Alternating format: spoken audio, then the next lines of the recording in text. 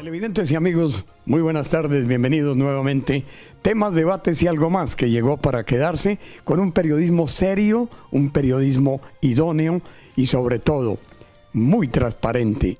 Hoy vamos a tener el gusto de presentarles a ustedes, amigos televidentes, un personaje del periodismo y la televisión de esa gran república de Centroamérica que es Honduras.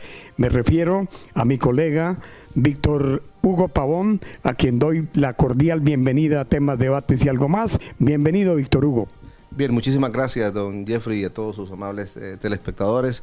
Es un placer que pues podamos conversar un par de minutos sobre los temas que usted le desee. Hoy es más de 2 minutitos. Está bien, estamos abiertos para poder entrar en este diálogo interesante y conversar de la realidad que ocurre en el país. Bien, amigos televidentes, todos sabemos que Honduras acaba de pasar por un proceso electoral mediante el cual se acusa de fraude al presidente actual que resultó reelecto. Víctor Hugo me puede elaborar mejor un panorama de lo que pudo haber sucedido en estas elecciones, que el presidente Hernández vuelve a ser reelegido y que por ende se presentaron hechos de violencia. Antes de entrar en materia con este tema, vamos a preguntarle a Víctor Hugo, ¿cuándo se inicia Víctor Hugo Pavón en los medios de comunicación y cómo llega a esta posición como director de noticias del canal Teleceiba de Honduras? Don Jeffrey, tengo por decirle, mis padres, mis tíos han trabajado en medios de comunicación. Yo comencé en el año 1984, a la edad de 13 años, yendo con mi papá, ayudando a alar cables, a conectar para hacer los enlaces. Antes eran por teléfono, no es como ahora con sus sistemas inalámbricos a través de internet. Y entonces ahí usaban todavía las Ampex para poner radionovelas. Yo de niño, mi papá me llevaba, entonces ahí fue naciendo poco a poco. Estaba en secundaria, high school como le llaman acá, y trabajaba en los turnos de la radio que los compañeros tomaban libres, es decir, los viernes en la noche, los sábados en la tarde y los domingos en la mañana. Me tocaba hacer los turnos de fin de semana y de ahí pues terminé la secundaria y me fui a Tegucigalpa, la capital de nuestro país, a estudiar. Saqué una licenciatura en periodismo. Víctor Hugo, el periodismo se dice que una de las partes más vulnerables para nosotros que ejercemos el periodismo es Centroamérica, México y en otras el país donde nací, Colombia. ¿Qué hay de cierto en esto? Es verídico. A nosotros se nos amenaza de muerte a cada momento, porque si usted critica a una persona, va a depender la forma en que usted le hace los señalamientos, y hay algunos otros que no quieren que se le señale de una u otra forma. Y es por ello que nuestra profesión, y más en la zona que vivo yo, que es la zona caribeña, donde más era el corredor del narcotráfico, es decir, el departamento de Gracias a Dios, el departamento de Colón, el departamento de Atlántida, donde vivo yo, parte de Cortés y el occidente del país, cuando salía la droga hacia Guatemala, era tocar muchos intereses, y es un momento que uno tiene que jugárselas por las constantes amenazas de muerte que le hacen indirectamente a través de notas, a través de algunas otras personas.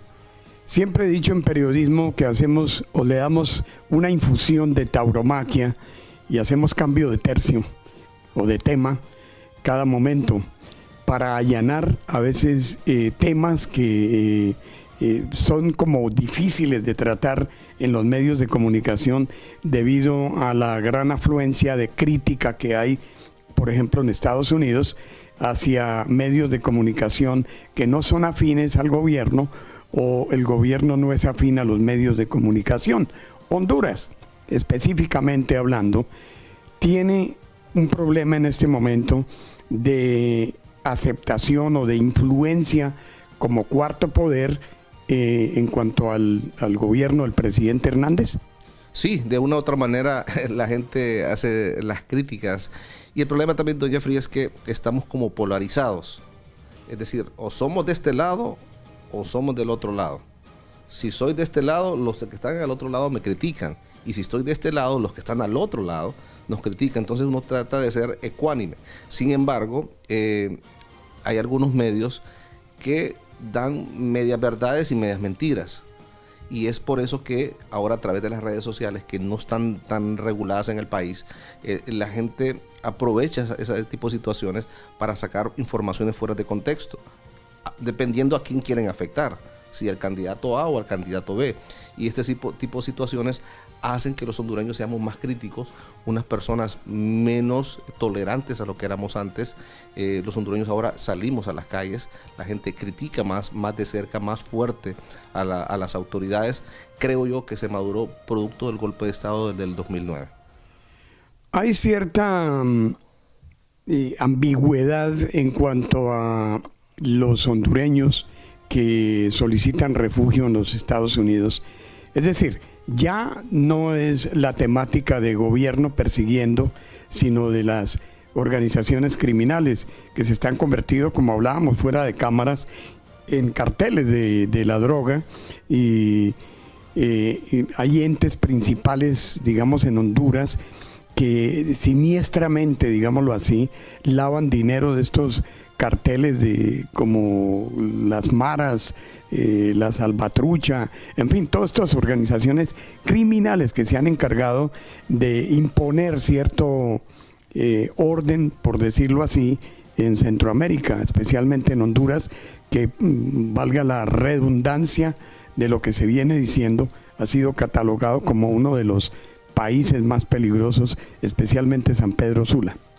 Recientemente la Fuerza Nacional Antiextorsión en nuestra ciudad de La Ceiba ha dado un informe en donde se señala que logró que los empresarios de la ciudad de La Ceiba no pagaran al menos unos 5 millones de lempiras por concepto de extorsión. Usted tiene su negocio, usted paga su renta, diga $300 por hablar la moneda aquí norteamericana donde estamos, y de repente viene un muchacho y le dice, mire, le vamos a cuidar el negocio de don Jeffrey y tiene que pagarnos 150 a la semana. El secuestro extorsivo no solamente se da para aquellas familias que son adineradas, se está dando lo que llamamos en algunas partes de América del Sur vacunas, que el que tiene negocio, el que tiene empresa, el que se defiende económicamente más o menos, tiene una subsistencia aceptable, son vacunados, son obligados a pagar una cuota y en algunas oportunidades secuestrados y sus familias condenadas a pagar largas cantidades de dinero. Se da eso más en San Pedro Sula y en Tegucigalpa, en los denominados como en México secuestros express. No son tan latentes, más así la extorsión, porque esta organización, es decir, la M3 es la que más ha mutado a un crimen organizado, porque ya tienen personas profesionales en diferentes carreras que les ayudan a administrar el dinero producto de la extorsión. Luego de ellos, pero necesitan crecer. Entonces, es ahí donde van a reclutar, entre comillas, a niños y niñas para que sean partes, para que mantengan el flujo constante de sus miembros. Vamos a ir a una pausa, mi querido Víctor Hugo, y te voy a dejar una pregunta. En tu carrera como periodista, ¿alguna vez has tenido el dolor de verse afectado por este tipo de amenazas? ¿Te han amenazado de secuestro, de exigirte dinero a cambio de permitirte la libertad de expresión? No me contestes ahora. Seguimos con nuestro invitado especial en el día de hoy, nuestro querido Víctor Hugo Pavón, director de noticias de Teleceiba Canal 7. ¿Es? Sí. Canal 7. La pregunta que estaba en camino. Le puedo contestar en lo más reciente, 2 veces. 2014, decomiso de un avión en el aeropuerto nuestro, el aeropuerto internacional de Bolosón. Un grupo de personas pretendieron sacar el avión con gasolina, llegaron las autoridades y montaron un operativo fuerte. Nosotros estilamos estar un periodista de turno. La periodista asignada en ese fin de semana era una compañera que era nueva. Yo hablé con mi familia, le digo a mi esposa, voy a ir a apoyarla porque estas situaciones hay que saberlas manejar. Yo estoy ahí, vamos a hacer esto, vamos a coordinar así, haga todo usted el material, yo solo voy a estar cuidándola.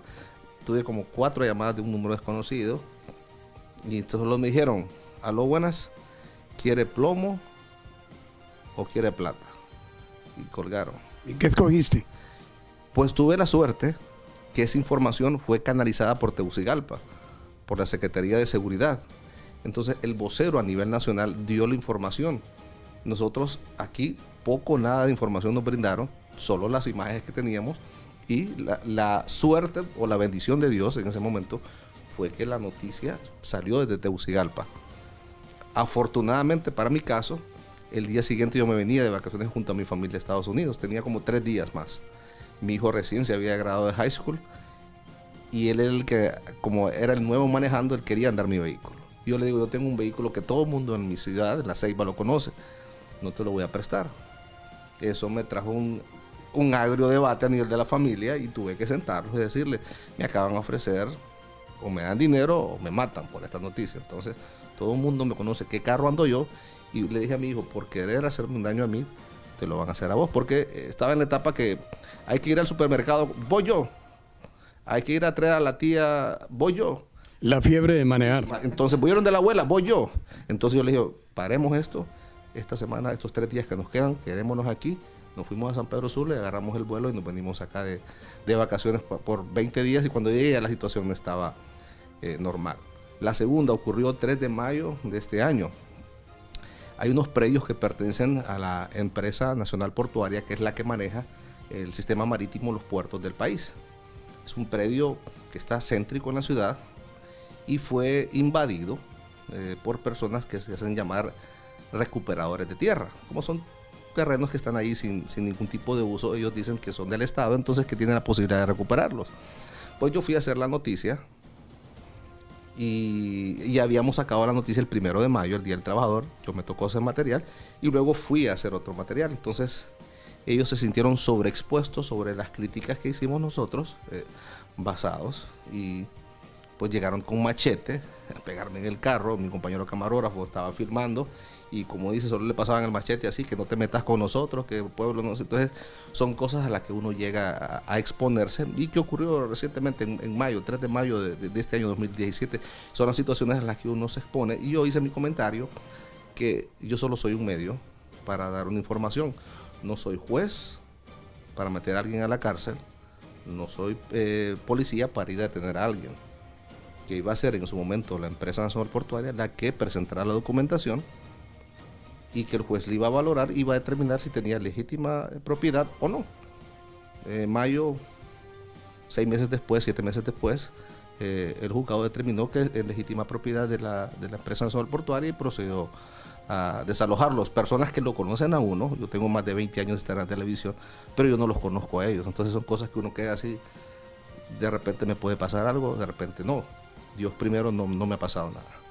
Desafortunadamente nosotros, y ya sea en el medio radio, televisión o prensa escrita, estamos sujetos a no solo a críticas, sino a amenazas, y a veces a que se consoliden, se consagren, diría yo, este tipo de abusos y atropellos y amenazas que las convierten en realidad las organizaciones criminales.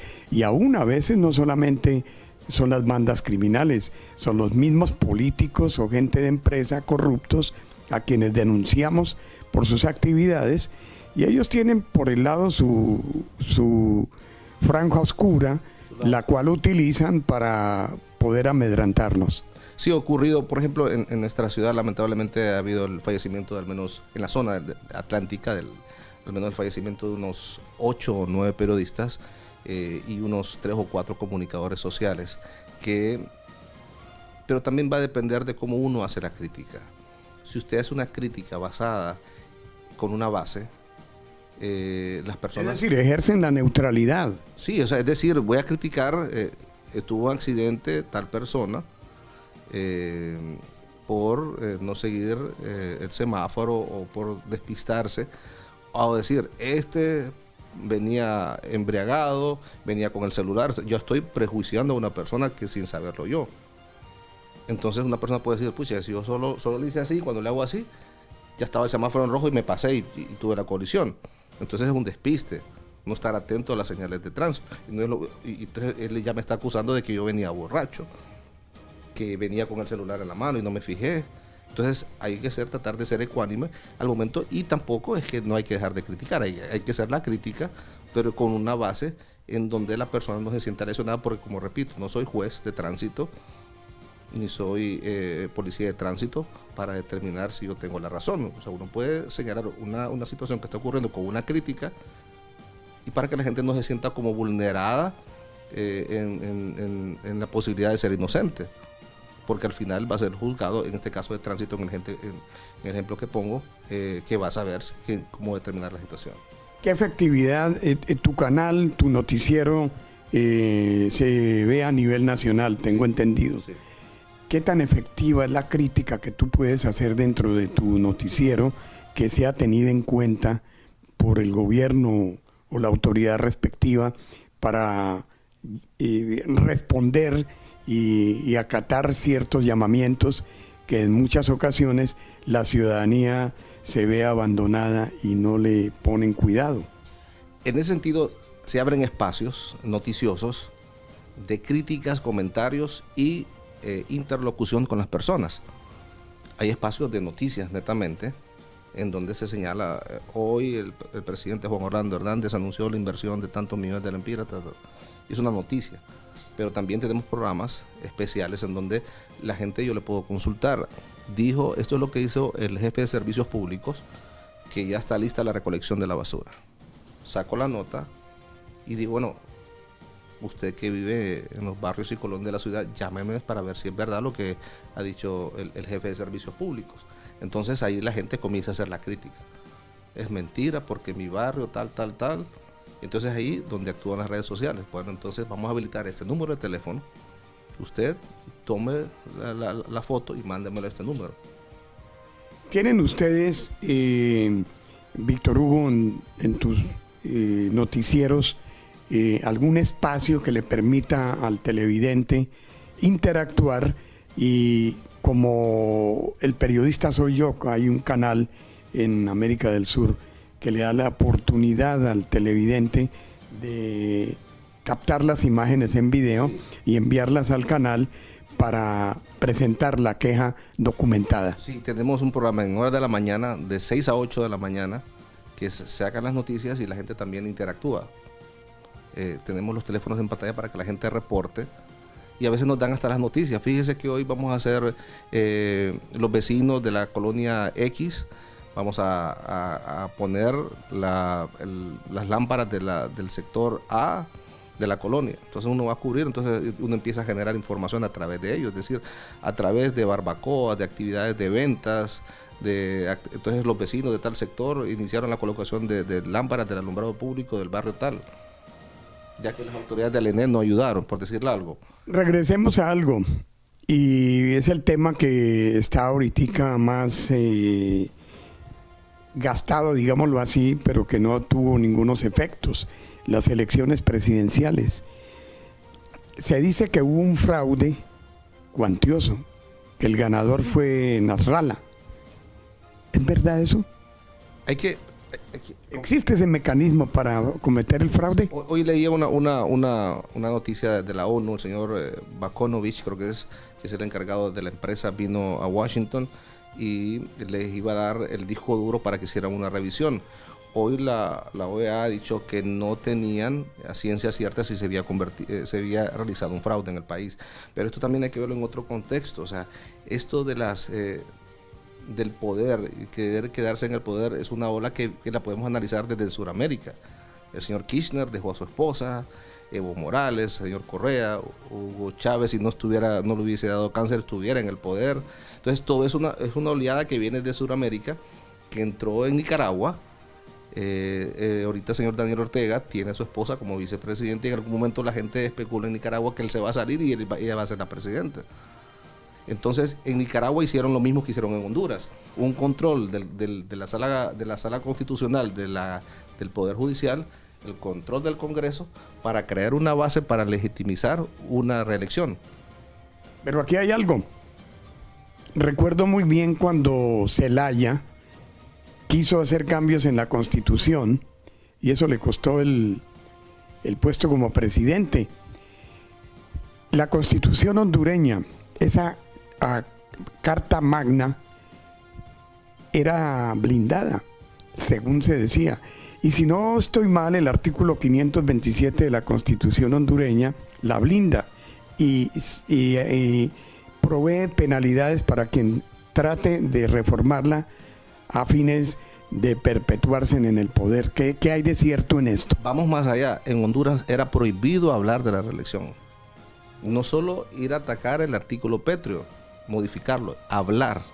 Que una persona diga yo quiero reelegirme en el país ya es penado con traición a la patria. Y es por ello, le insisto en esto, Juan Orlando Hernández creó su base, su plataforma para hacer estos cambios. Dominó el Congreso Nacional, la Corte Suprema de Justicia, habían 3 magistrados de la Corte de lo Constitucional, que ahí va todo lo que pueda atender en contra de la Constitución. Salen estos 3 y pone otros 3 él, desde que era presidente del Congreso. Entonces crea una plataforma que cuando llegan 14 diputados del Partido Nacional a solicitar a la Corte Suprema de Justicia a hablar sobre la Constitución. Pero como era como de compadre hablado, se hace una declaratoria en donde también se habla de la reelección. Pero ojo, el único presidente hondureño que no aceptó, cuando le preguntaron si aceptaba la reelección él como presidente, ha sido Ricardo Maduro. Mel Zelaya dejó entrever que él quisiera ser otra vez presidente. Carlos Flores Facusé también dejó entrever esa posibilidad. ¿Pero no cree que Zelaya no tuvo éxito en su empresa para reelegirse por cuanto era un seguidor de Chávez, porque pretendía obtener dádivas de Hugo Chávez? Veamos también el otro contexto. A nosotros nos dicen que somos el patio trasero de Estados Unidos, el backyard, como le llaman ustedes acá. Pensemos en Comayagua, que es el departamento céntrico que hay en el país. Pensemos en la base de Palmerola, que es una base estratégica para los Estados Unidos. En aquel momento, el presidente Manuel Zelaya Rosales se fue con la teoría del siglo XXI, y entonces eso no ha sido bien visto por Estados Unidos, porque aquí estornudan, como dicen, y allá en Honduras nos da gripe, y si nos descuidamos nos da neumonía. Entonces son situaciones que hay que verlas analizadas. Si usted pone Salvador Narral Amel y si pone acá Juan Orlando Hernández, ¿a quién escogería Estados Unidos? Que es lo que hizo hace 2 semanas atrás el Departamento de Estados, en donde dijo que, bueno, aquí está Hernández, y si no está de acuerdo, siga todo lo que va a ser en ley, que son las impugnaciones. Y esa fue una bofetada que le dio Estados Unidos a la OEA, porque mientras la OEA trataba de buscar una solución a través de la repetición de las elecciones presidenciales, Estados Unidos, por el lado, estaba reconociendo la victoria del presidente Hernández. Entonces, ¿qué dice Honduras, el pueblo hondureño, acerca de todo esto? Porque hay que entender que en Estados Unidos hay una emigración hondureña bastante amplia y que prácticamente la mayor parte de hondureños son desplazados por una u otra razón, pero aquí están. Entonces, ¿qué piensa el hondureño que está allá en Honduras acerca de todo esto? Ahora, siempre me gusta poner las situaciones en contexto. Es decir, por ejemplo, Juan Orlando Hernández ha trabajado bien en seguridad. Yo me siento más seguro al ejercer mi profesión en la zona del Caribe porque ya no hay amenazas. Hablo por mí en ese sentido, pero tampoco creó las bases para generar economía para nosotros. Ha golpeado a diferentes sectores, es decir, no golpear literalmente, pero es decir, tasas impositivas, manejo de dineros. Por ejemplo, en el caso de nosotros como municipio, como ciudad, como departamento, ha habido un divorcio entre el apoyo del presidente hacia el departamento, el apoyo del presidente hacia el municipio, que se vio reflejado en los 4 últimos meses antes de las elecciones, que él nos llegó a visitar hasta 6 veces. y comenzó proyectos de pavimentación, proyectos de ayudar al municipio en limpieza, recolección de desechos sólidos, buscando que, es decir, tal vez se les olvidó todo lo que ha pasado los otros 3 años y me den el voto. Al final, el que ganó en el departamento de Atlántida fue Salvador Narrala. Mi querido Víctor Hugo, nos vamos a una pausa comercial y regresamos en solo unos instantes en este tema que es apasionante, que ocurre en Honduras después de esta elección presidencial. Ya regresamos, no se vayan. Bien, amigos televidentes, estamos regresando a temas, debates y algo más, teniendo hoy el gusto y el honor de compartir con mi querido colega Víctor Hugo Pavón, director de noticias del Canal 7 de La Ceiba en la República de Honduras. Un catracho que hace historia en el mundo, presentando las noticias con una neutralidad y una idoneidad absoluta. Hablábamos fuera de cámara sobre los hondureños que han emigrado de allá de muchos años atrás, que emigraron por varias razones, unas violencia, otras por economía, otras porque ya querían dar un paso al frente y levantar una familia con el sueño americano. Estos hondureños que no han regresado a su patria, hoy son reluctantes a regresar. Primero porque tal vez no creen en el sistema electoral del país, y segundo porque la política hondureña no le da ninguna seguridad a ellos, y más bien creen que llegando a Honduras, por el hecho de ir de Estados Unidos, así no lleven un penny, van a ser víctimas de la delincuencia. Yo en primera instancia a los compatriotas que viven en todo Estados Unidos, yo quisiera agradecerles de corazón. Son los que mantienen la economía del país. Más de 3.000 millones de lempiras en remesas que pueden ser enviadas semanalmente, porque aquí el pago del estipendio es mensual. Y de verdad que no todo es malo en el país. Tenemos mucho que hacer. Yo creo que este es el punto de quiebre para comenzar un proceso de adesentamiento de Honduras. Que va a ser largo y tedioso, lo sé. Que va a ser difícil, lo sé.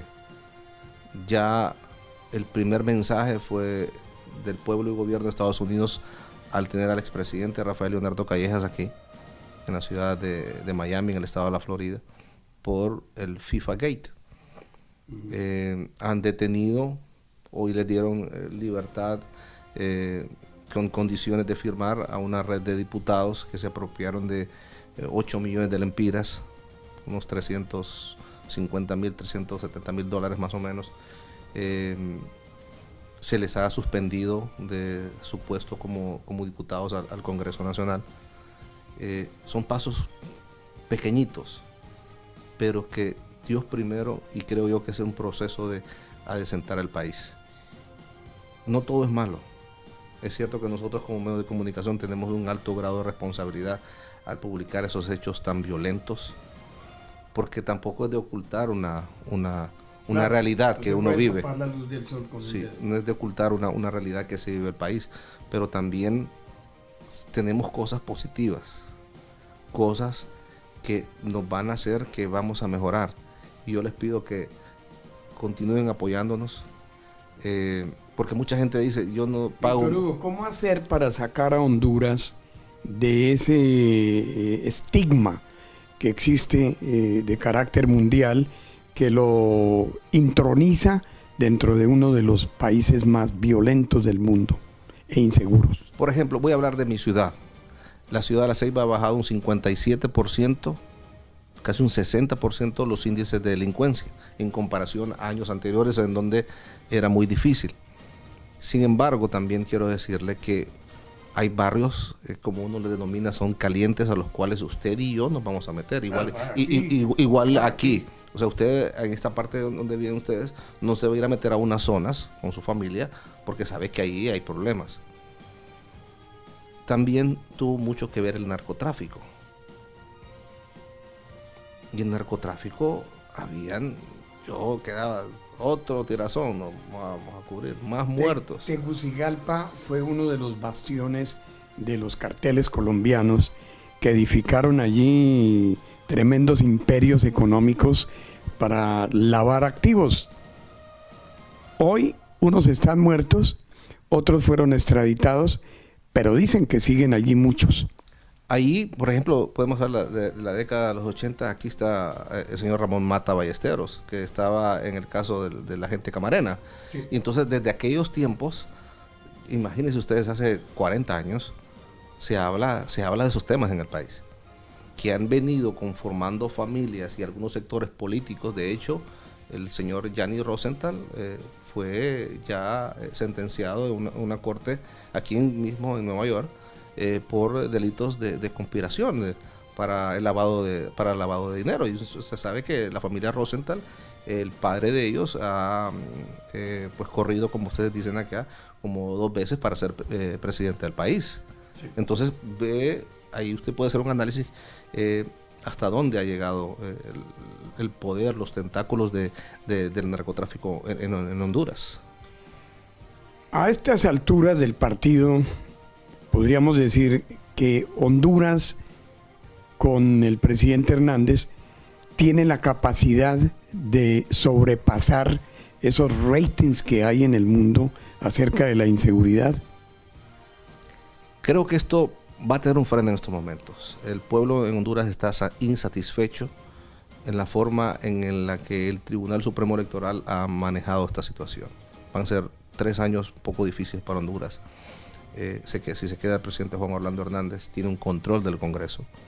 O sea que para él va a ser más fácil administrar el país, porque todo va a poder pasar, por lo menos en mayoría simple que le llaman. Hay algunos otros que ya requiere de mayor votación. Pero sé que la oposición, la alianza opositora, que como ha dicho Salvador Narrala, desaparece, o sea, crea una alianza nacional, donde llama a todos los sectores, van a seguir afectando, van a seguir tratando de desacreditar el gobierno de Juan Orlando Hernández. Es ahí donde él ha llamado a un diálogo nacional, y ojalá que tuviera la sapiencia en donde poder tener la posibilidad de ceder espacios por el bien del país, número uno, porque si no vamos a ver una oleada de hondureños viniéndose acá. Hay otro tema que también preocupa a los Estados Unidos, y digo preocupa por cuanto el gobierno del presidente Donald Trump, que es de conocimiento mundial, está dándole cancelación al DACA, que es lo que llamamos los Dreamers, el beneficio migratorio, porque hubo una haraganería en el Congreso de los Estados Unidos, que los demócratas se aglutinaron para desprestigiar al gobierno en base a la decisión de Trump. Esto, ya las protestas, como todos saben, se trasladó de frente a la Torre Trump y a la Casa Blanca al Congreso. Y ya están haciendo una bulla tremenda dentro de los pasillos del Congreso, y muchos Dreamers han sido arrestados porque están pidiendo que se cumpla lo que dijo el presidente en enero. Una ley justa, equitativa e integral para sacarlos de la oscuridad. Ahora viene el TPS, de los que son beneficiarios hondureños, guatemaltecos, haitianos, salvadoreños, entre otros. ¿Por qué? Precisamente por eso, la haraganería de un Congreso corrupto que hay en los Estados Unidos, y especialmente en las alas demócratas, que son los que fustigan e instigan, pero que no producen nada. Es responsabilidad del Congreso ahora en Estados Unidos de crear un proyecto de ley equitativo y justo para hondureños, guatemaltecos, salvadoreños, haitianos, entre otros, para que se queden aquí. O sea, van a perder esa emigración de hondureños, específicamente en la eventualidad que se llegara a dar. ¿Cómo la podría manejar Honduras? Bueno, ya hay primer antecedente que Haití se le eliminó. Ya tienen, creo, unos 4 meses más para estar aquí. La incertidumbre es que nos dejan a nosotros un par de meses más. ¿Qué pasa con estos 56,000 hondureños? El presidente Hernández formó una alianza con El Salvador, Guatemala y Honduras, que se llaman el Triángulo Norte, en donde han buscado fondos que los autorice el gobierno estadounidense para generar empleo en el país y poder ayudar a este proceso de reinserción. Creo que va a ser muy difícil. La burocracia estatales son férreas, lo que hablábamos. Hay que analizar bien esta situación. Ojalá ya hace un par de semanas Pero ustedes en Honduras tienen una sartén por el mango para crearle a Estados Unidos una preocupación que es en la base. Y yo por eso lo decía lo anterior, o sea, decirle, si continúa la situación como está en el país, van a continuar migrando acá. Van a continuar migrando. Entonces yo creo que ahí tiene que haber un análisis crítico. El ex embajador de Honduras, de Estados Unidos, acreditado en Honduras, señor James Nealon, está aquí en el Congreso, está aquí en Washington. El señor Kelly estuvo también un par de meses en Comayagua, en esa base militar, y es donde él en su momento creía, el presidente Hernández, que pudiese haber la posibilidad de que nos ampliaran el TPS o en algún momento se le diera la residencia a estos más de 50,000 hondureños, cosa que yo lo veo difícil. Pero ustedes tienen, como le digo, la sartén por el mango, porque Estados Unidos está utilizando territorio hondureño, y eso lo saben todos. Sí. Si el gobierno del presidente Hernández llega a hacer lo que hizo Correa en Ecuador, va a poner a Estados Unidos en una balanza no equilibrado. Va a estar 3-2 como el béisbol. 3 bolas, 2 strike.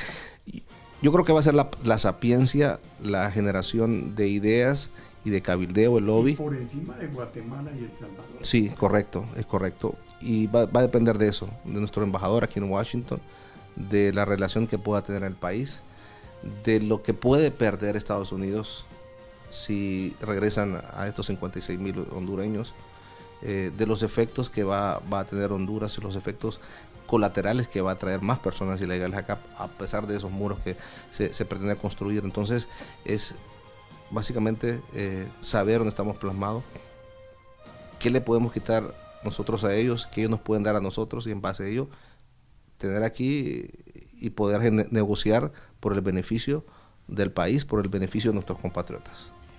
Yo diría más bien, Víctor Hugo, que si va a haber una elección congresional en los Estados Unidos, en las cuales los republicanos mantienen el liderazgo en las dos cámaras, es muy probable que se dé una reforma migratoria, que a cambio que la pasen a mayoría demócrata. Tengamos en cuenta algo: en la historia republicana de los Estados Unidos, jamás, nunca un gobierno demócrata ha dado lo más mínimo en favor de los inmigrantes, pero jamás. ¿Quiere decir que solo, como usted dice, hacen mucha bulla y pocos resultados? Sí, señor, y valga la pena, porque a mí me consideran algunos congresistas como peligroso con mis apreciaciones, pero yo siempre les he dicho que son haraganes, sinvergüenzas, mentirosos, porque aquí en este país el primer beneficio que se dio a los hispanoparlantes, en especial la ley Silva, proclamada por el presidente Richard Nixon, la reforma migratoria integral. Con Honduras, con el Banana Gate. Sí, señor. La reforma migratoria integral del presidente Ronald Reagan. La sección 245I, que le permitía a los extranjeros indocumentados que estuvieran aquí dentro del territorio americano no salir para acogerse a un visado permanente. Podían hacerlo aquí pagando una multa, sección 245I. No, ya por 2001 creo, más o menos. Abril 30 del 2001. ¿Y quién la terminó? Sí, yo sé, sí. Bill Clinton, tendiéndole la trampa para que se fuera el pecado contra George Bush, hijo, que era el que recibía el poder el 20 de enero del 2001. Y ese beneficio migratorio había sido aplicado como medida ejecutiva por George Bush padre. La termina Bill Clinton. Viene George Bush y presenta el proyecto de ley para reforma migratoria integral, muy buena, equitativa, justa. Se aprueba en el Congreso, en el Senado, y pasaba a la Cámara de Representantes con la anuencia de los congresistas demócratas, entre ellos este sinvergüenza que no puede pasar desapercibido, Luis Gutiérrez, el de New Jersey, Albi Osiris, el edecán y el secuaz de Chávez y Maduro, José Serrano, esta mujer Nidia Serrano de Nueva York, entre otros, sin contar la Feinstein de California, que fueron, cuando llegó a la Cámara, se opusieron, después de haber ido negociación. ¿Qué traía esa reforma integral? Ya lo terminé entrevistando yo. Sí, esa reforma integral era el beneficio migratorio residencia permanente con dirección a ciudadanía americana para quienes habrían llegado al país antes del 31 de diciembre del año 2005.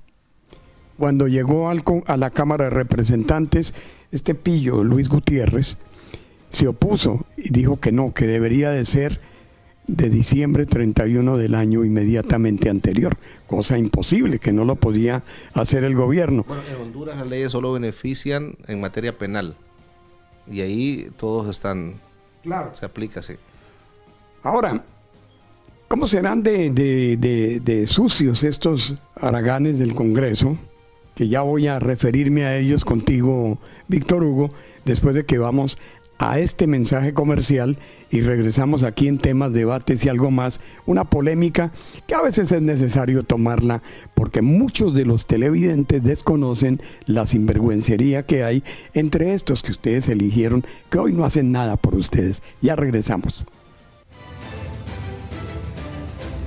Tal vez no había tocado yo este tema así tan profundo, Víctor Hugo, pero es que es necesario decirle a la gente, mire, los medios de comunicación en español convirtieron ciudades fantasmas en New Jersey y en todo el país. Amenazaron que el gobierno de Trump iba a desatar una cacería de inmigrantes indocumentados en ciudades, entre ellas Plainfield, Elizabeth, Long Island, es decir, en todo el país. A las 5 de la tarde, en esta ciudad donde estamos, ¿Cómo está el sitio? Ni en el día pasaba un alma por ahí. Pasaron 3 semanas, que nuestro productor me puede ayudar a certificar, no pasó nada. Cogieron un solo inmigrante indocumentado que tenía órdenes de arresto por no pagar tickets, guiar embriagado, etcétera, etcétera. Ese fue el único. Nunca se dijo nada que en el año 2006, para junio, 120 personas fueron arrestadas en la ciudad de Plainfield y el presidente de los Estados Unidos era el señor Obama, el presidente más perverso que ha tenido Estados Unidos. Nadie dijo nada. Este señor engañó a su pueblo. En el primer término juró que iba a dar una reforma migratoria. Tenía mayoría en las 2 cámaras. No lo hizo. En el segundo periodo volvió, hizo lo mismo. Termina su mandato y las organizaciones hispanas le ofrecen qué tremendo banquete y despedida con lágrimas al tipo que más se burló de los hispanoamericanos, Barack Obama. ¿Por qué no dar una reforma si la prometió por 2 periodos? Sencillamente porque para él no era rentable hacerlo.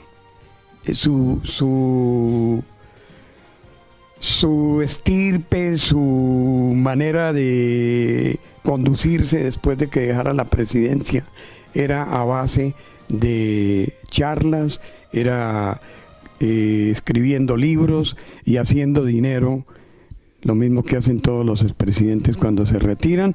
No demora memorias. Sí. No demora en abrir su biblioteca, si ya no la abrió en Chicago, llena de mentiras. Entonces, a él no le convenía esa reforma migratoria, no la propuso, no permitió un proyecto de ley que llegara bipartidista para poder sanar este problema.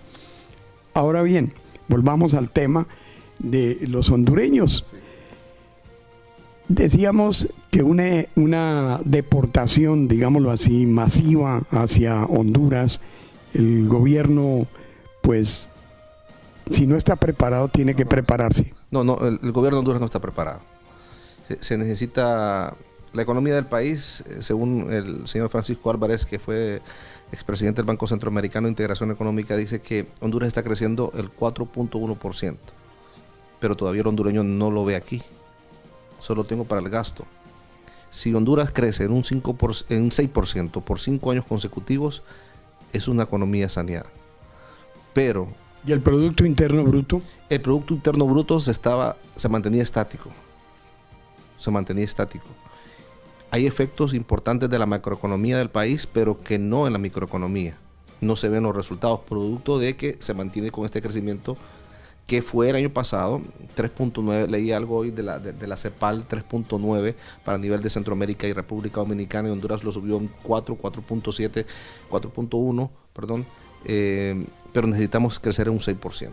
A estos momentos, si mandan todas esas familias, Honduras no tiene la capacidad de darles un empleo, a pesar de que tenga una experiencia en construcción, en reparación de vehículos, en lo que uno técnicamente hace. Pero debajo de la mesa vino el canciller de Honduras recientemente a dialogar con Rex Tillerson, nuestro secretario de Estado, y parece que algo se está manejando ahí desde la Casa Blanca, en los jardines de la parte de atrás, porque él dijo estar muy complacido de lo que había hablado con el secretario de Estado y que habían pláticas que habían hecho, se habían producido muy positivas para los hondureños. Yo he platicado con el presidente de la Cámara, del Consejo Hondureño de la Empresa Privada, que es la que aglomera todas las cámaras del país. He platicado con el presidente de la Asociación Nacional de Industriales y ellos confían en un proyecto del gobierno de la República llamado Plan 2020, en donde se pretende crear zonas de desarrollo, que para los críticos es vender el territorio hondureño, como en su momento estaba Hong Kong, Singapur creo que en su momento hicieron algunas sedes de desarrollo, pero ahí vulneraba la Constitución de Honduras. También ha habido yo entré a Estados Unidos por San Pedro Sula y ahí sí se ve la generación de economía, porque el gobierno en esos sectores ha apoyado mucho el sector maquilero. Eso me pregunto yo, ¿por qué San Pedro Sula y no Tegucigalpa? Ahora, recordemos que San Pedro Sula está a solo 40 minutos de Puerto Cortés, que es el puerto más importante de Centroamérica, que ahora ha dado en una concesión pública o privada, una empresa, y también el gobierno es partícipe del manejo de ello. Entonces de ahí salimos hacia Estados Unidos y se ha construido paralelamente el Canal Seco, que por ejemplo, para no ir, por decirlo así, amables televidentes, irse a dar la vuelta en barco hasta el Canal de Panamá y salir, y usted va a enviar algo a El Salvador, usted baja su furgón en El Salvador, lo monta en un tráiler y recorre todo el país. En 12 horas usted está en El Salvador, no en 5 días que daba toda la vuelta por Nicaragua, por Panamá, el Canal de Panamá, y volvía a subir. Entonces le hemos denominado el Canal Seco. Y es por ello que hemos tomado algunas ventajas en el desarrollo y el crecimiento del país. Se necesita más. Lamentablemente, por cuarto año consecutivo no accedemos a los fondos de la Cuenta del Milenio, que es un fondo revolvente que da el gobierno norteamericano para apoyarnos en esta Canal Seco, apoyando también calles secundarias, carreteras secundarias, porque en ese sector hay mucha producción de café. Y las personas que producen café se muestran su malestar porque no pueden sacar su café, y es por ello que los que nosotros llamamos en Honduras los coyotes llegan en sus buenos. Usted no puede sacar, don Jeffrey, su producto a la esquina, te vengo yo y le digo yo que ya no va a gastar combustible adentro, se lo compro más barato.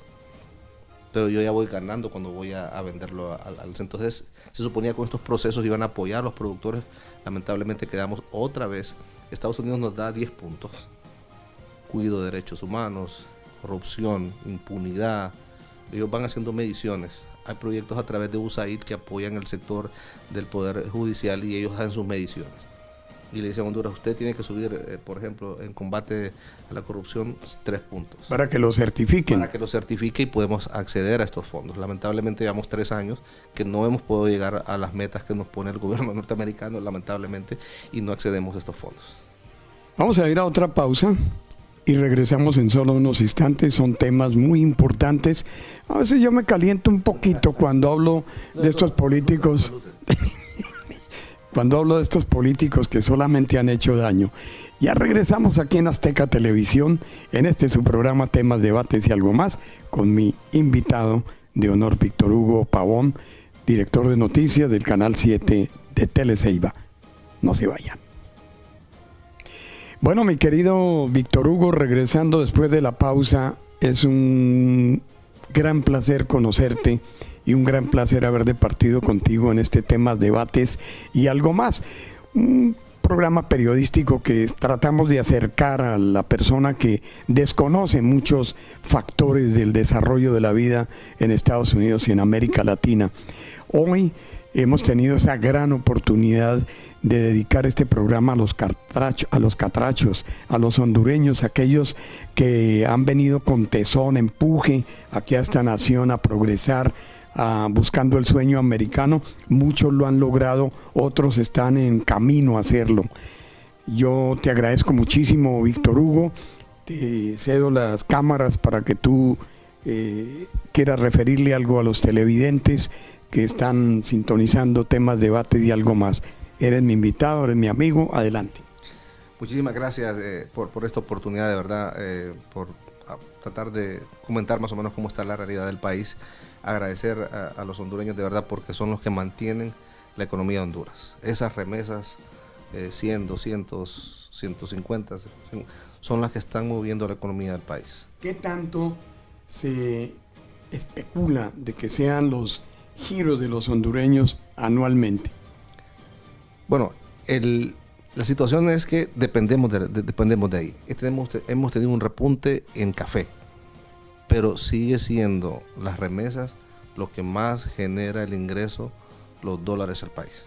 Y es por ello que yo les agradezco de verdad, porque sin el dinero que ustedes envían para allá, la situación estuviera más fuerte, más afectados los hondureños. Y de verdad le agradezco por esta oportunidad. Esperamos que el país mejore, que este gran diálogo nacional que se ha abierto, podamos sanar las heridas, sacar al país, pensar en el país, no pensar yo como político, pensar primero en Honduras, segundo pensar en los hondureños. Para cerrar, como periodista, como colega, ¿ves que Nasrallah pueda aspirar a la presidencia después de que Hernández termine? Sí. ¿Tiene favoritismo, sí, para consolidarse? Sí, lo tiene. Él ha dicho semanas atrás que la alianza opositora desaparece porque él iba como figura presidenciable, pero nace una coalición de diferentes sectores en busca de la presidencia después del 2022. Víctor Hugo, muchísimas gracias de nuevo. Ha sido un placer y un honor haber compartido contigo cámaras, micrófonos, a través de temas, debates y algo más. A ustedes, amigos, muchas gracias por estar con temas, debates y algo más. Les invitamos a que nos sigan a través de Facebook, de Twitter y de YouTube, donde podrán ver nuestros programas. Muchas gracias a nombre de nuestro productor, Carlos Mejía. Gracias a nuestros anunciantes y les esperamos el próximo sábado a la misma hora en este mismo canal.